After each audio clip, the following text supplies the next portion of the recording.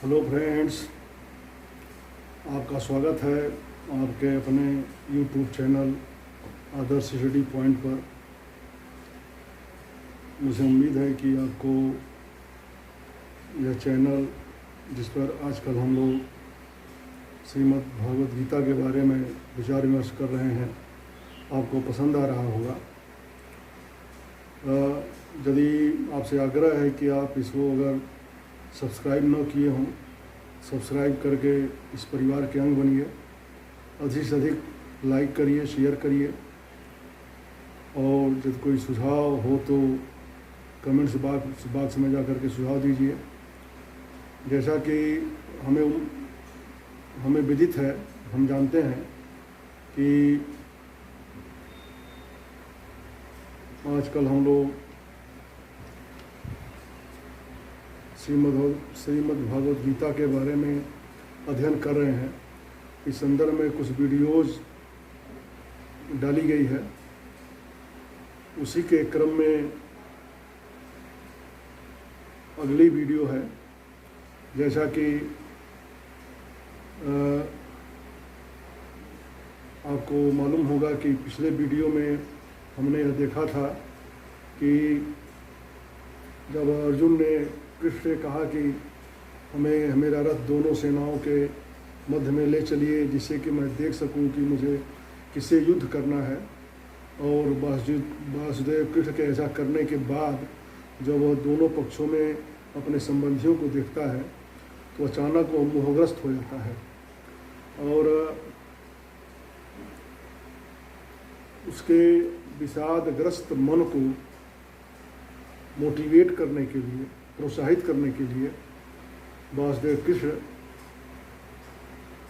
यह गीता का उपदेश देते हैं, जिससे वह अपने शोक से, अपने विषाद से मुक्त हो जाता है।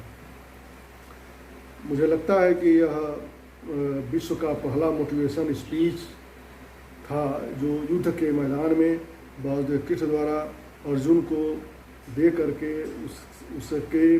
उसकी विषादग्रस्तता को दूर किया गया था, और उसके अंदर उत्साह उन्होंने भरा था।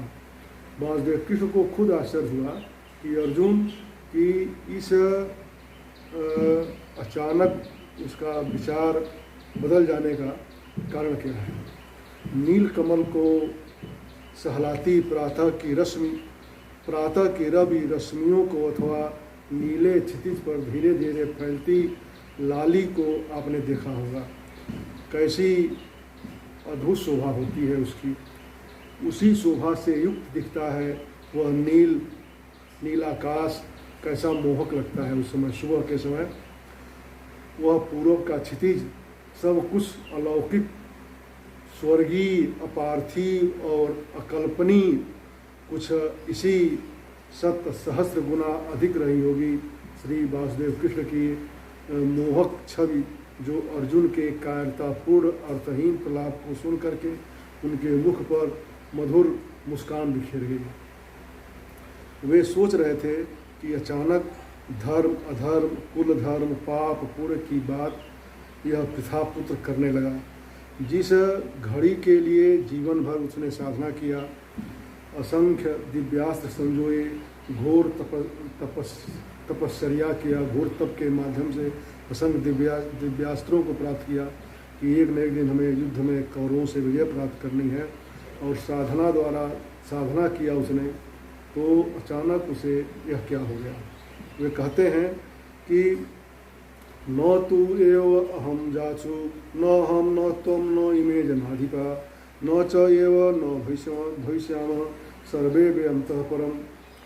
वे कहते हैं कि तुम क्या सोचते हो कि हम और तुम पहले इस धरती पर आए हैं। सत्य तो यह है कि न तो तुम और न ये राजा लोग इसके पूर्व कभी नहीं थे, और यह भी नहीं सही है कि इसके बाद भी हम लोग नहीं रहेंगे। और यहाँ भगवान स्पष्ट करते हैं कि अर्जुन तथा युद्ध भूमि में उपस्थित सभी राजन समुदाय शाश्वत प्राणी है, तथा इन जीवों की बद्ध तथा मुक्त अवस्था में भगवान ही एकमात्र उनके नायक हैं, पालक हैं। भगवान परम पुरुष हैं, तथा उनके साथी अर्जुन तथा समस्त राजागण शाश्वत प्राणी हैं। ऐसा नहीं है कि ये भूतकाल में प्राणियों के रूप में अलग अलग उपस्थित नहीं थे, और ऐसा भी नहीं है कि ये शाश्वत पुरुष बने नहीं रहेंगे।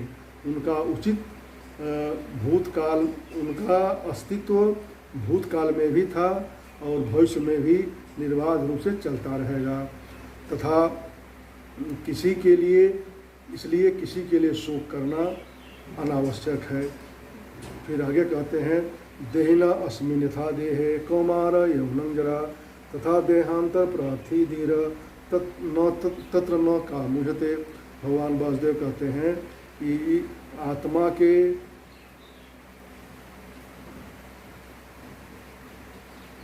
भगवान कहते हैं कि आत्मा के जिस स्थूल शरीर को जैसे कौमार तथा युवावस्था और वृद्धावस्था प्राप्त होती है, वैसे ही मृत्यु के बाद अन्य शरीर की भी प्राप्ति होती है।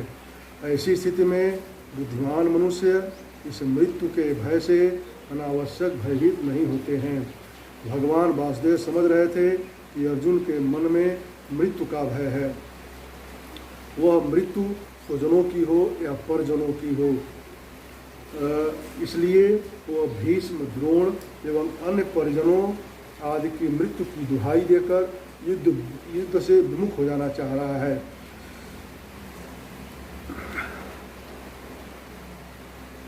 वे अर्जुन के मन से मृत्यु के अनावश्यक भय को निकाल देना चाहते थे। इसलिए उन्होंने विभिन्न उपमा अलंकारों द्वारा, दृष्टांतों द्वारा सहारा लेकर के आवश्यक रूप से जो उन्होंने समझा, अर्जुन को मृत्यु की व्यर्थता के प्रति पूर्ण रूप से आश्वस्त कर देना चाहते हैं। मृत्यु सामान्य जन के लिए दुख का कारण है तथा शायद यह विश्व का सबसे बड़ा दुख है। अतः वे अपने शिष्य अर्जुन के मन से उसके दुख को पूरी तरह समझ करके मृत्यु के भय को, उसके दुख को, उसके कष्ट को पूरी तरह से बाहर कर देना चाहते थे।